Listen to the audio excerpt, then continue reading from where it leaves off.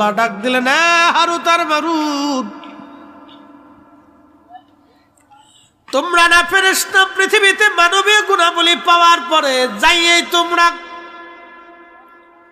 জোহরার সুন্দরীর কপটে পড়িয়া জেনাও করলা, মানুষও হত্যা করলা, মদও পান করলা। হারুত আর মারুত, আমি আল্লাহ পবিত্র, আমি আল্লাহর জায়গা পবিত্র, আমি রব পবিত্র ছাড়া গ্রহণ করি না। তোমরা যেহেতু ফেরেশতা, আর কোনোদিনও তোমরা আসমানে আসতে পারবা না। আল্লাহ ডাক দিয়ে বললেন, তোমাদেরকে শ্রেষ্ঠত্ব দিলাম, শ্রেষ্ঠত্ব দিলাম, সব জাতি থেকে তোমরা শ্রেষ্ঠ, তোমরা শ্রেষ্ঠ, তোমরা শ্রেষ্ঠ, তোমরা শ্রেষ্ঠ। আমি আল্লাহ তোমাদেরকে দুনিয়াতে দুইটা কাজের জন্য নিযুক্ত করেছি, একটা ভালো কাজের দাওয়াত দিবা, 2 নাম্বার খারাপ কাজ থেকে ফিরাইয়া রাখবা। ভালো কাজের দাওয়াত দিবা, খারাপ কাজ থেকে ফিরাবা, তোমরা শ্রেষ্ঠ, শ্রেষ্ঠ, শ্রেষ্ঠ। আল্লাহ বানাইলেন কত জাতি, হইল না তার প্রেম প্রীতি,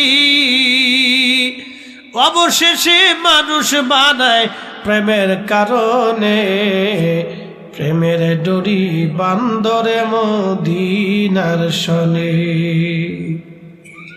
খুবই মনোযোগ দিবেন। বনি ইসরায়েলের একজন আবেদ 24 ঘন্টা তেনার খানেকার মধ্যে ইবাদত করে। খানেকা, খানকা, আগের অলিদেরও খানকা ছিল, এখনো খানকা আছে, আগেও খানকা ছিল। খানকার পীর রাজপথের বীর, কি কথা কন ঠিক কিনা? শাহজালাল মুজাদ্দিদি শুধু খানকার পীর ছিলেন না, রাজপথের বীর ছিলেন। শুধু তাসবিহ পড়েন নাই, জিহাদের ময়দানে তলোয়ার হাতে নিয়ে আল্লাহর জমিনে জিহাদও করেছে, কথা কন ঠিক কিনা? শুধু তাসবিহ পড়েন নাই, জিহাদও করেছে। হাজিরিন, খুব মনোযোগ দিয়ে 24 ঘন্টা পরে আবেদ আল্লাহর ইবাদতে কাটায়, 24 ঘন্টা ইবাদতে কাটায়। তো এলাকার কিছু বখেটে মানুষ চিন্তা করলো, ওর একটু পরীক্ষা করার দরকার, 24 ঘন্টা ইবাদত করে, এটার একটু পরীক্ষা করি। তার একটা পতিতা নারীকে ঠিক করলো, বলল, তুমি যদি তার সঙ্গে জেনা করতে পারো এত টাকা দেব। এদেশে যে ভালো কাজ করবে তাকে মানুষ বলদ মনে করে, খারাপ কাজ করলে মানুষ মনে করে বিরাট বড় চালাক। তো তৎকালীন সময় আবিদ 24 ঘন্টা আল্লাহর ইবাদতে কাটায়, 24 ঘন্টা ইবাদতে কাটায়। এলাকার ফাসেক লোকেরা চিন্তা করলো, তার একটু পরীক্ষা করি। একটা পতিতা নারীর দ্বারা ঠিক করলো টাকা দিয়া, তুমি যদি যুবকের সঙ্গে জেনা করতে পারো খানকার মধ্যে, তাহলে তোমার এত পয়সা করে দেব। মহিলা রাজি হয়ে গেছে। পতিতা তো পয়সা পালি কাজ, কারণ বেহায়া যারা দুনিয়াতে যত বেহায়া নারী দেখবেন, বেহায়া নারীদের কোনো শরম লজ্জা নাই, কি কথা কন না কেন? বেহায়া বেড়িদের শরম লজ্জা কিচ্ছু নেই, বেহায়া বেড়িদের কোনো শরম লজ্জা নাই। এজন্য বিয়ে করলে হিসাব কিতাব করে করেন, টিকটক করেন না। তো পতিতা নারী একদিন রাতের আধারে আকাশে বৃষ্টি পড়তেছে, টুপি টুপি টুপি টুপি বৃষ্টি, ঝড় তুফানের রাত্রে চিন্তা করলে আজকে সুযোগ। তো ঘরের দরজায় এসে টোকা দিছে, কে? তো যারা বুজুর্গ হয় মনে রাখবেন, তারা সহজ সরল হয়, দুনিয়ার ফ্যাজগোজ রাজনীতি ফাজনীতি বুঝে না। তো যাই হোক, বুজুর্গ যারা তারা সহজ সরল হয়, তারা এত ফ্যাজগোজ বুঝে না। তো সে তো 24 ঘন্টা আল্লাহর ইবাদত করে। এই টোকা দিছে, কে? আমি এক নারী বিপদে পড়ে আপনার ঘরের সামনে আসছি, ঝড় তুফান চলতেছে, অন্ধকার রাত, আমি পথ হারিয়ে ফেলছি। High high. তো বুজুর্গ লোক চিন্তা করলো, সর্বনাশ, এক মহিলা বিপদগ্রস্ত অন্ধকার রাতে। তো দরজা খুলে দিচ্ছে, খুলে দিয়ে দেখে কামরুল ভিজে টিজে গেছে। বলতেছে, আপনি এত রাত্রে কোথার থেকে কেমনে কেমনে? আমি পথ হারিয়ে ফেলছি, হুজুর আমার একটু আশ্রয় দেন। তো সহজ সরল মানুষটা তার খানকার ভিতরে কাপড় টানিয়ে বলল, আপনি ভিতরে থাকেন, সকাল হলে চলে যাবে। এই বুজুর্গ ওই নারীকে জায়গা দেওয়ার পরে কিন্তু নারীর মনে চিন্তা তো ভিন্ন, বুজুর্গর মনে চিন্তা ভিন্ন। রাত্রিবেলা যখন প্রদীপ জ্বালায়া বুজুর্গ নামাজে দাঁড়ানো, তখনই মেয়েটা পর্দার ভিতর থেকে অর্ধউলঙ্গ হয়ে সেজে গুজে ওই যুবক পুরুষ আবেদের সামনে দাঁড়ায় গেছে, অঙ্গভঙ্গি দিচ্ছে, তার সঙ্গে জানা করার জন্য অঙ্গভঙ্গি দেয়, অঙ্গভঙ্গি দিচ্ছে। এই জন্য আমার আল্লাহ বললেন নারীরা মাথার থেকে পা পর্যন্ত ঢেকে দিবে, নারীরা মাথা থেকে পা পর্যন্ত ঢেকে দিবে। আর আমাদের দেশে হয়েছে ভিন্ন, এখন আমাদের প্যান্টও লয়ে গেছে, গেঞ্জিও লয়ে গেছে, আমাদের মাথার ক্যাপও লয়ে গেছে, শার্টও লয়ে গেছে, আমাদের জিন্সের প্যান্টও লইছে, হাফ প্যান্টও লইছে, কবে জানি জাঙ্গেটাও লইয়া যায়, সব লয়ে গেছে, প্যান্টও লয়ে গেছে, গেঞ্জিও লয়ে গেছে গা, ক্যাপও লয়ে গেছে গা, আরো কত কিছু নিছে। এরপরে আমরা জাঙ্গিটাও লই যাবো গাছে, তোমরা যাও আর কিছু পাইতো না, এই জন্য আমরা হুজুরা জুব্বা ধরছি, এইটা লইতে পারতো না। কি কথা কর নাকি, এটা পারবো নি, এইটা আর পারতো না লইতে, এইটা লইতে পারতো না। এই জুব্বা আদম আলাইহিস সালাম প্রথম পড়েছিলেন। শোনেন, এই জুব্বার ইতিহাস শোনে। আজকে মানব জাতির সর্বপ্রথম পোশাক এই জুব্বা। আদম আলাইহিস সালামকে আল্লাহ পৃথিবীতে পাঠিয়ে দিলেন জান্নাতি, জান্নাতি পত্র দিয়ে, জান্নাতি পাতা দিয়ে, তার আবরু ঢাকা, ইজ্জত ঢাকা। আম্মা তাদের হাওয়ায় কি অবস্থা? বর্তমান আরাফাতের মাঠ যেখানে, জাবালে রহমত পাহাড়, রহমতের পাহাড় যেখানে যদি কোনোদিন যান তো দেখবেন আরাফাতের মাঠে জাবালে রহমত, এইখানে আদম আলাইহিস সালাম বসে বসে কাঁদতেছে, হাওয়ার দেখা সাক্ষাৎ নাই। বর্তমান যেখানে মসজিদে নিমারা, মসজিদে নিমারা আরাফাতের মাঠে একটাই মসজিদ, বছরে একবার এই মসজিদ খোলা হয়, একসাথে 2 ওয়াক্ত নামাজ ওই মসজিদে পড়া হয়। ওই মসজিদে আরাফাতের মাঠে হজের খুতবা হয়।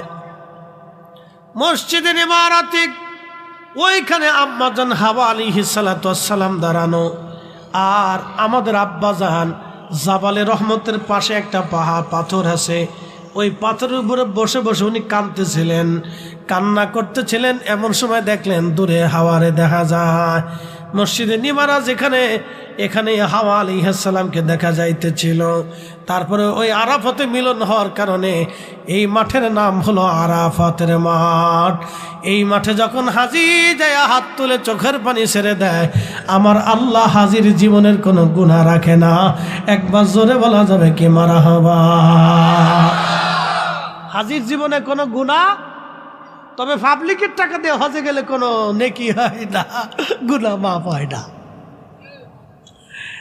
পাবলিকের টাকা দিয়ে যারা হজে যায়, আমি দেখেছি কুলুট টাওয়ার, কুলুট টাওয়ার 27 দিনের প্যাকেজে 27 লক্ষ টাকা খরচা করে কুলুট টাওয়ারে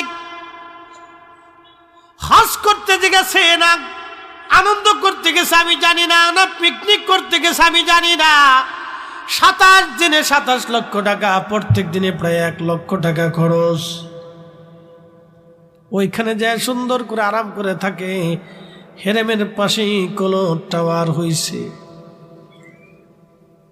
আপনি শুনলে আশ্চর্য হবেন, ওইখানেও বৈষম্য ওইখানেও আছে। বলে হুজুর বৈষম্য মানে?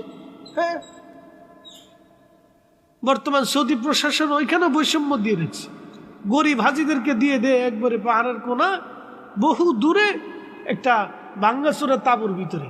আর যারা বেশি পয়সাওয়ালা ধনী, রাষ্ট্রের ওই বড় বড় কর্মকর্তা কর্মচারী, ওদেরকে দিয়ে দেয় একবারে জমারতের কাছাকাছি, খুব ভিআইপি জায়গা বানায় দেয়। শতান কোথাকার?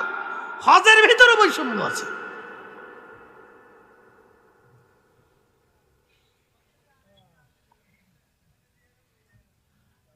মুসলমান খুব ভালো করে বুঝে যাবেন। সব আমি ঘুরে ঘুরে পর্যবেক্ষণ করছি, আমাকে সর্বনাশ, এটি কি হচ্ছে? হজের ভিতরে বৈষম্য, জমারাতের কাছে ওখানে জায়গা করে দিছে যাতে শয়তানরে ফাতর মারতে যাইতে 15-20 মিনিট লাগে। আর যার তো গরিব হাজি আছে সব ওই কোনা দিয়ে দিবে। ও হাইটে যাইতে যাইতে জান শেষ, কত হাজি মরি গেছে আমার চোখের সামনে। আরাফাতের মাঠে খাজি ছটফট করে পুড়ে মরে গেল প্রচন্ড গরমে। এই পতিতা নারী অঙ্গভঙ্গি দেয় জানা করার জন্য, ঠিক তখনই যুবক আবিদ বুঝতে পেরেছে এই মহিলা তো খারাপ উদ্দেশ্য নিয়ে আমার কাছে আসছে। আয় হায়, উপায় কি এখন? নামাজের ভিতরে এসে চিন্তায় পড়ে গেল কি করা যায়। কিন্তু না, যুবক তো বারবার জেনার দিকে তার মন ঘুরে যাচ্ছে। যুবক জেনার দিকে মন ঘুরে যাচ্ছে, সুন্দরী মহিলার দিকে, নিজেকে আর স্থির রাখতে ছিল না। ঠিক তখনই তার আল্লাহর ভয় ঢুকে গেছে। একসাথে বলো যে আল্লাহু আকবার। এখন প্রেম হচ্ছে কার সাথে? আল্লাহর সাথে। কার সাথে? আল্লাহর সাথে। আল্লাহর সাথে। এটি আল্লাহর প্রেম। হাইয়া আলাস সালাহ,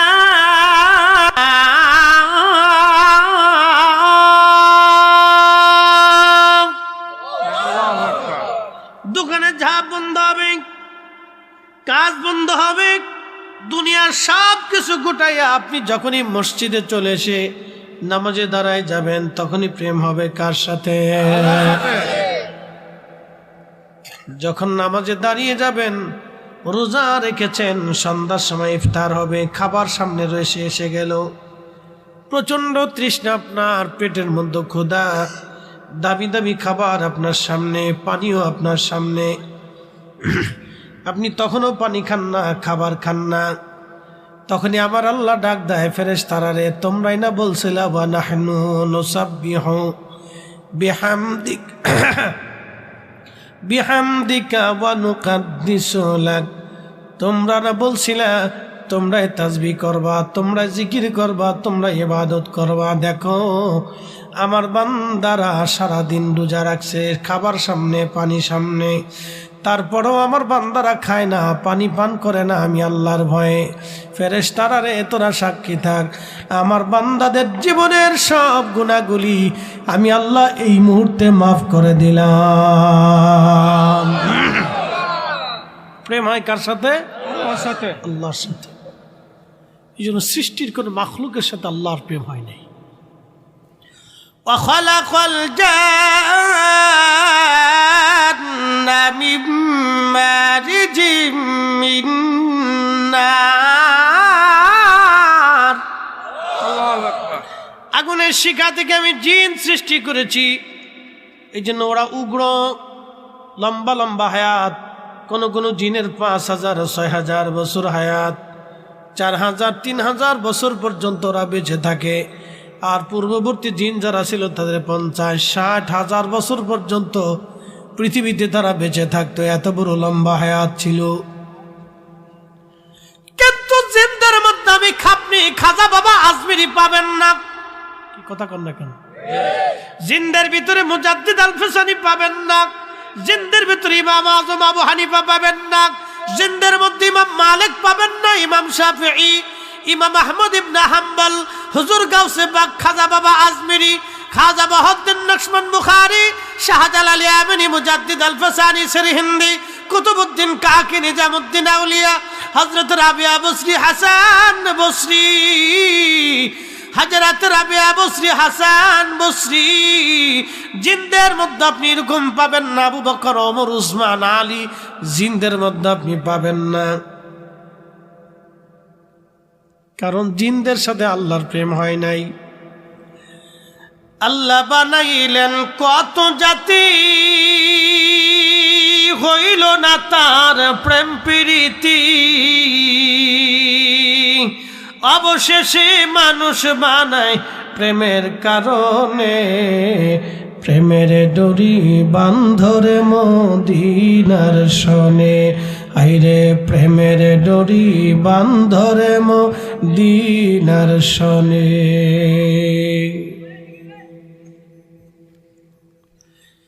এই যুবক চিন্তা করলো, হায় হায়, নারী তো আমাকে ধোঁকায় ফেলে দিয়েছে, যদি জেনা করি সর্বনাশ হয়ে যাবে, আল্লাহর দরবারে আসামি হয়ে যাব। তখনই তার অন্তরে আল্লাহর ভয় এসে গেল। কোরআনে আল্লাহ বলেন ইন্নামাল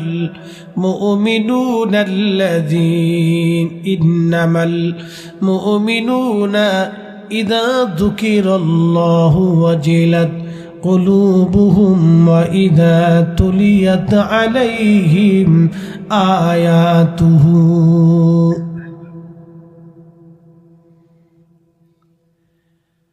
আল্লাহ কোরআনে বললেন নিশ্চয় তারাই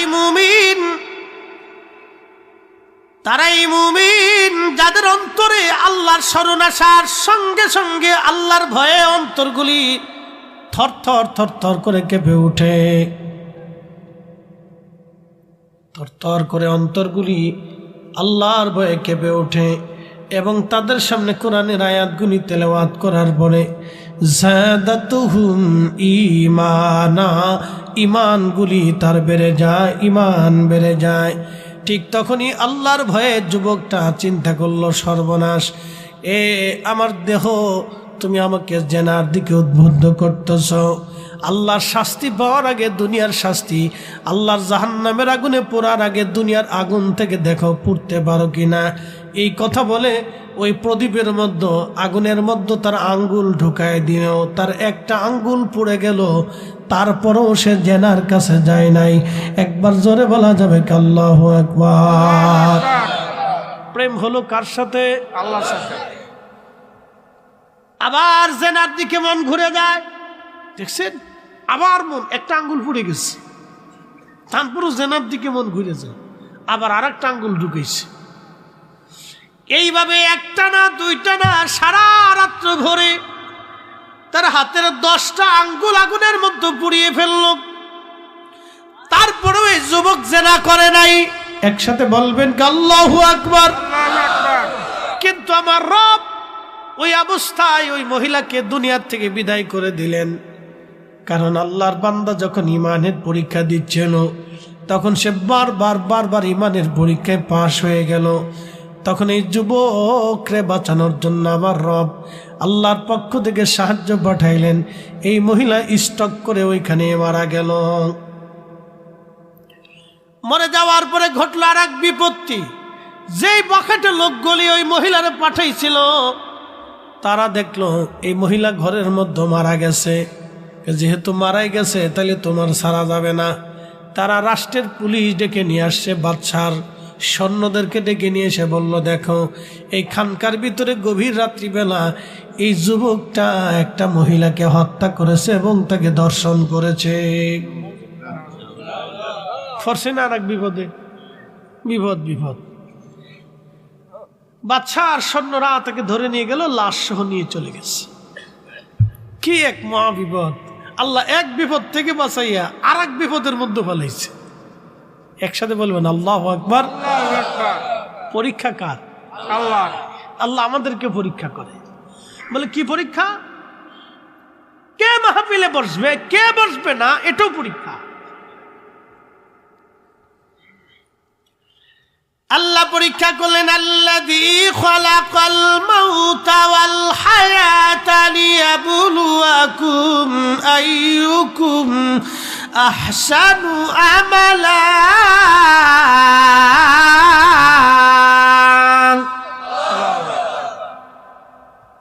বুঝতে কি কোনো অসুবিধা হচ্ছে? না, বুঝে যান।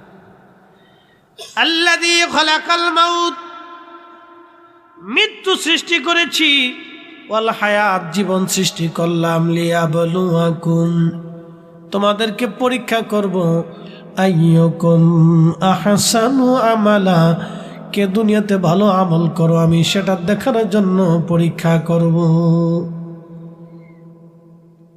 কে ভালো কাজ করো আমি আল্লাহ সেটা দেখার জন্য তোমাকে পৃথিবীতে পাঠিয়েছি। আচ্ছা, ভিতরে জন কথা বলতেছে, ভিতরে একজন বসা আছে, ভিতরে একজন, ওনাকে আজরাইল নিয়ে চলে যাবে। কোন রাস্তা দিয়ে নিবে আমরা কি কোনোদিন দেখছি? যে নিয়ে গেল তারা কি দেখছি? যেই জগতে নেওয়া হলো সেই জগৎ দেখেছি? যার হুকুমে নেওয়া হলো তাকে দেখা গেছে? কিন্তু চলে যাবে এটা তো সত্য। একসাথে বলবেন আল্লাহু আকবার। আল্লাহু আকবার। চলে যাবে এটা সত্য। যে তাহলে যিনি নিলেন তিনিও সত্য, যেই জগতে নিলেন সেই জগৎ সত্য, যার হুকুমে নিলেন সেই মালিক হলো সত্য। একসাথে বলবেন আল্লাহু আকবার। আল্লাহু আকবার। নাস্তিকরা বলে খোদা বলে কিছু নাই, নাস্তিকরা বলবেন বেটা পাগল, আমার যে নিয়ে আমাদের আগে যারা ছিল তাদেরকে যে নিয়ে গেল সে তো সত্য। আর মায়ের রেহেমের ভিতরে আমরা আসছিলাম, আমাদের বডির ভিতরে যিনি ফিট করে দিয়েছিলেন এটাও সত্য। আমরা রুহের জগতে ছিলাম ওটাও সত্য, রেহেমের জগতে আসছি এটাও সত্য, দুনিয়ার জগতে আসলাম এটাও সত্য, এরপরে কবরের জগতে যাব এটাও সত্য, তারপরে হাসরের মাঠে দাঁড়াবো এটাও সত্য, তারপরে জান্নাতে জাহান্নামে যাবো এটাও সত্য। কি কথা কোন ঠিক কিনা? হাজিরিন খুব মনোযোগ দিবেন। এই যুবক পড়ে গেল আবার নতুন মহাবিপদে। হাই হাই হলো কি, যুবকটা চিন্তায় পড়ে গেল, আল্লাহ আমার আবার কোন বিপদে ফেলাইলেন। বাদশার লোকেরা ধরে নিয়ে গেল, রাজদরবারে বিচার বসছে। বাদশা ডাক দে বলল, যুবক আল্লাহর ওলি, আমি বুঝেছি আপনি হয়তো জেনা করেন নাই, কিন্তু আমি তো বিচারক, আমি রাজা, আমি সাক্ষী প্রমাণ ছাড়া তো কোনো বিচার করতে পারি না। আপনার খানকার মধ্যে যেহেতু মৃত্যু সংঘটিত হয়েছে, আপনি ছাড়া আর কেউ ছিলেন না, তাহলে আমরা কি করে বুঝবো আপনি তাকে হত্যা করেন নাই, বা কি করেই বুঝবো আপনি তার সঙ্গে জেনা করেন নাই?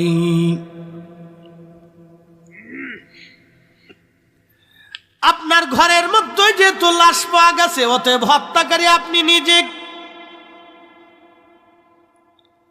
অতএব আপনাকে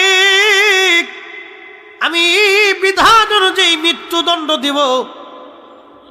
আপনার কি কোনো বক্তব্য আসেনি? যুবক ডাক দিয়ে বলল, হ্যাঁ বাচ্চা, যেহেতু মৃত্যুদণ্ড দিবেন, অতএব 2 রাকাত নামাজ পড়ার মতো সুযোগ আমারে দেন। আমি জীবনের শেষ সময় আমি আমার মালিকের সঙ্গে একটু কথা বলি। আরো জোরে বলেন। কার সাথে কথা বলবে? আল্লাহর সাথে কথা বলবো। আমার একটু সুযোগ দেন, আমি আমার মালিকের সঙ্গে কথা বলি। আল্লাহর বান্দা নামাজে দাঁড়িয়ে গেলেন। কোরআন আল্লাহ বলেন, ইয়া আইয়ুহাল্লাযীনা আমানুস্তাঈনু বিস-সাবরি ওয়াস-সালাহ। হে ঈমানদার, আমি আল্লাহর সাহায্য নাও। 2 পদ্ধতিতে আমি আল্লাহর সাহায্য নেবা। একটা পদ্ধতির নাম সালাত, আর একটা পদ্ধতির নাম ধৈর্য, সবর। সালাত এবং সবরের মাধ্যমে আমি আল্লাহর সাহায্য নেবা। নামাজের মাধ্যমে সাহায্য নেবা, এই জন্য নামাজের পরেই দোয়া। একসাথে বলবেন না মারহাবা? মারহাবা। নামাজের পরে দোয়া। জোরে বলেন, নামাজের পরে দোয়া। নামাজের পরে দোয়া। যে দোয়া মানে না সে মূলত কোরআন মানে না। কথা বলেন ঠিক কিনা? ইয়া আইয়ুহাল্লাযীনা আমানুস্তাঈনু বিস-সাবরি ওয়াস-সালাহ। আল্লাহু আকবার। এই বান্দার সালাতের মাধ্যমে তুমি আমি আল্লাহর সাহায্য নাও, সবরের মাধ্যমে তুমি সাহায্য নাও। তখন আল্লাহর বান্দা নামাজ পড়লেন। নামাজ পড়িয়া আল্লাহর দরবারে হাত বাড়ায় বলল, হে রাব, আপনি জানেন আমি তো কোনো অপরাধ করি নাই। আল্লাহ, যেহেতু আমি অপরাধ করি নাই, আমি এটাও জানি আমি অপরাধ না করলে আপনি তো ওই অপরাধের শাস্তিও আমাকে দেবেন না। আল্লাহ, তোমার বান্দা অপরাধ করে নাই, অতএব তোমার বান্দা ওই অপরাধের শাস্তিও তো পেতে পারে না। আল্লাহ, আপনি আমাকে মৃত্যুদণ্ড দেন, আমার মৃত্যু হয়ে যাবে, এতে আমার কোনো আপত্তি নাই বা মনে কোনো ভয় নাই। কিন্তু তোমার কাছে দরখাস্ত করতেছি, আর আপনি দুনিয়াতে আমি কোনো আবেদ জাহেদের কলঙ্ক হতে চাই না। যদি এই অবস্থায় তুমি আমার মরণ দিয়ে দাও, তাহলে পৃথিবীতে বড় আবেদ জাহেদদেরকে মানুষ অপরাধী মনে করবে। তাদেরকে কলঙ্কিত করবে আল্লাহ। কোনো আবেদ জাহেদ, কোনো আলেমের কলঙ্ক আমি হতে চাই না। রব্বুল আলামিন, আমি যে অপরাধ করি না এই অপরাধের শাস্তি আমি পাবো না। আর দুনিয়াতে আমি কোনো আবেদ ও জাহেদের কলঙ্ক হতে চাই না আল্লাহ। আমি এই অবস্থায় যদি মৃত্যুবরণ করি, দুনিয়ার মানুষ আবেদ আলেম জাহেদদেরকে কলঙ্ক মনে করবে। আল্লাহ, আপনি এই মুহূর্তে দয়া করেন। ঠিক তখনই আমার রব্বের দরবারে দোয়া কবুল হয়ে গেল। আর ওই যে মুর্দা মহিলা, পতিতা মহিলা জিন্দা হয়ে বসে গেল। একসাথে বলবেন আল্লাহু আকবার। জিন্দা হয়ে বসে যে সে বলতেছে, হে বাচ্চা, হে বাচ্চা, এই যুবক আমাকে হত্যা করে নাই। মানুষেরা আমাকে এই যুবকের সাথে জেনা করার জন্য উদ্ধুত্ত করে ওই ঘর পর্যন্ত নিয়েছিল। দেখো, সে যে আমার সাথে জেনা না করার কারণে, সে যে আমার সাথে জেনা করবে না বিধায় তার 10টা আঙ্গুল আগুন দিয়ে পুড়িয়ে ফেলছে। তার হাতই তার প্রমাণ। দেখো, সে অপরাধী না। এই কথা বলার পরে মহিলা আবার মৃত্যুমুখে পতিত হলো। আসতে হয়ে গেল না? জোরে বলবেন, আরো জোরে বলবেন। আউলিয়া ক্রামগণের ইজ্জতের হেফাজতকারী কে? একসাথে বলেন, কে? কে? ওনাদের ইজ্জতে যারা হাত দিবে তাদের হাত পুড়বে। কথা বলেন ঠিক কিনা? জবানও নষ্ট হয়ে যাবে। তখন রাজা ডাক দিয়ে বলতেছে, সাক্ষী উপস্থিত, মৃত্যুবান্দা জিন্দা হয়ে এই আবেদের পক্ষে সাক্ষ্য দিয়েছে। শোনো, সে কোনো অপরাধী না। তার 10টা আঙ্গুল আগুন দিয়ে পুড়িয়ে ফেলেছে জেনা করবে না বিদায়। অতএব এই বুজুর্গ জেনা করে নাই, সে জেনা করতে পারে না। তাকে খালাস করে দিলাম, মুক্ত করে দিলাম। সঙ্গে সঙ্গে তাকে মুক্ত করে দেয়া হলো। এইভাবে একজন আবেদ জাহেদ আল্লাহর সাথে প্রেম করেছিল, তার বিনিময়ে দুনিয়াতে আল্লাহ তাদেরকেও দিয়েছিলেন। আরে বনি ইসরায়েলের নবীদের উম্মতদের যদি এই পাওয়ার, এই দোয়ার ক্ষমতা যদি আল্লাহর দরবারে থাকে, এই উম্মতের পাওয়ার 70 গুণ বেশি। কথা বলেন ঠিক কিনা? কত গুণ? 70 গুণ। জোরে বলেন, জোরে বলেন, জোরে জোরে। এই উম্মতের মর্যাদা কত গুণ বেশি? সব উম্মত থেকে 70 গুণ বেশি। বনি ইসরাইলের আল্লাহর ওলি যদি তার দোয়ার কারণে মুর্দা জিন্দা হয়ে যায়, তাহলে এই উম্মতের ইজ্জতের কারণে আল্লাহ মুর্দাকেও জিন্দা করবে। কথা বলেন ঠিক কিনা? আল্লাহর নবী হযরত ইউনূস আলাইহিস সালাতু ওয়াস সালামকে মাছে গিলে ফেললো। একটা মাছে নেওয়ার পরে আরেকটা মাছে সেই মাছেরে খাইলো। সেই মাছেরে খাওয়ার পরে ইউনূস মাছের পেটের মধ্যে সমুদ্রের নিচে যখন উনি চলতেছিলেন, তখন লক্ষ্য করলেন সমুদ্রের ভিতর থেকে আল্লাহ আল্লাহ আল্লাহ আল্লাহ আল্লাহ আল্লাহ, শুধু আল্লাহ আল্লাহ জিকিরের শব্দ শোনা যায়। হযরত ইউনূস আলাইহিস সালাম আল্লাহকে ডাক দিয়ে বলেন, রাব্বি, এই গভীর সমুদ্রে তোমার জিকির করে কারা? আল্লাহ। ও গরব, গভীর সমুদ্রের নিচে তোমার জিকির করে কারা? আল্লাহ।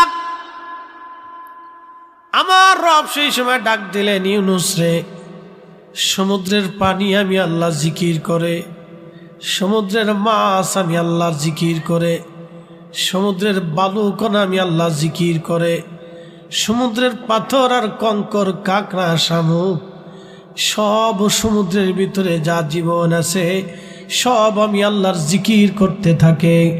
একবার জোরে বলা যাবে কি আল্লাহু আকবার? ألم تر أن الله يسجد له من في السماوات ومن في الأرض ألم تر أن الله يسجد له من في السماوات ومن في الأرض হুজুর নবীজি, আপনি কি দেখেন না আসমান ও ভূমণ্ডল নবমণ্ডলের মধ্যে যাহা আছে সব কিছু আমি আল্লাহকে সেজদা দেয়। আশ-শামসু ওয়াল কমারু ওয়ান নুজুমু والجبال والشجر والدواب وكثير من الناس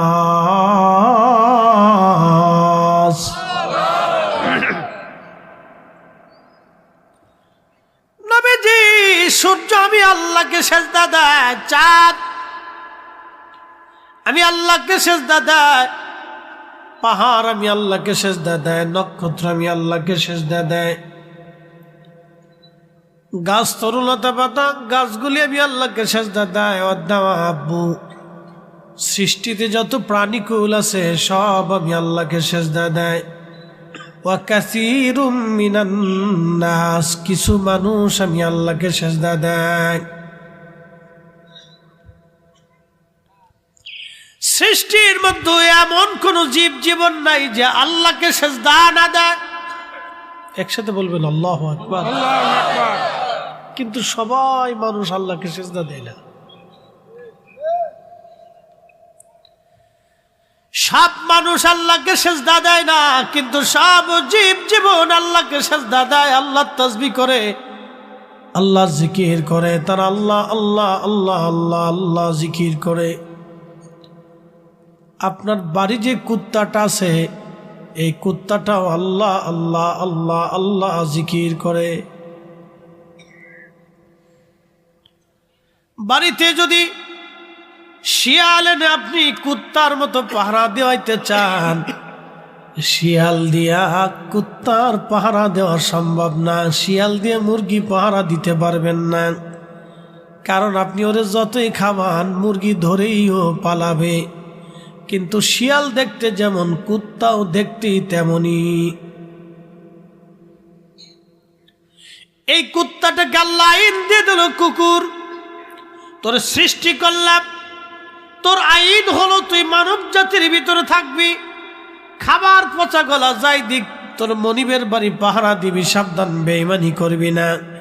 একটা কুকুর 20 বছর যদি আপনি তারে লালন পালন করেন, মৃত্যুর আগ সময় পর্যন্ত আপনাকে পাহারা দিবে, একটা দিনের জন্য বেঈমানি করবে না। আর একটা সন্তান 40 বছর খাওয়ানোর পরেও সুন্দরী বউ পয়া বাবা মা সাইডে দিয়ে চলে যায়, 40 বছরও মানুষ নাফরমানি করে। কথা বলেন ঠিক কিনা? আল্লাহ ওকে আইন দিছে তুই মানব জাতির ভিতরে থাকবি, তোরে পচা গলা হাড় গোড় তোর মনিব যা দিবে তুই সেটা খাবি, খাইয়া তোর মনিবের বাড়ি পাহারা দিবি, মৃত্যুর আগ দিন পর্যন্ত পাহারা দিবি, বেঈমানি করতে পারবি না। ওর ভিতরেও না পাক বাইরেও না পাক, ও বেঈমানি করে না। আর আমরা মানব জাতি বাহিরে পাক, আমাদেরকে আল্লাহ পাক করে সৃষ্টি করলেন, আমরা মানুষ আশরাফুল মাখলুক বানাইলেন।